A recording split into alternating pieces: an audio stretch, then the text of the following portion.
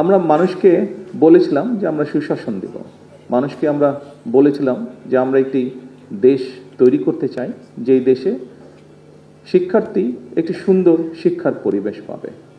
আমরা মানুষকে বলেছিলাম আমরা একটি দেশ তৈরি করতে চাই যেখানে নারী পুরুষ শিশু সকলে নিরাপদে রাস্তায় চলতে পারবে।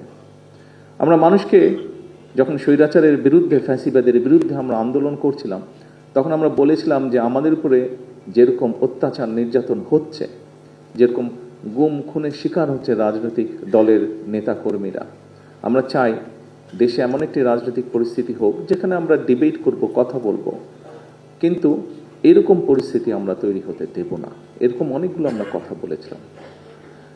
যেই কথাটি বলছিলাম, যুদ্ধ একটি শেষ হয়েছে, এখন আরেকটি যুদ্ধ শুরু হয়েছে। কি সেই যুদ্ধ? সেই যুদ্ধটি হচ্ছে আমরা মানুষকে যে কমিটমেন্ট দিয়েছিলাম সেই কমিটমেন্টগুলোর বাস্তবায়ন করা।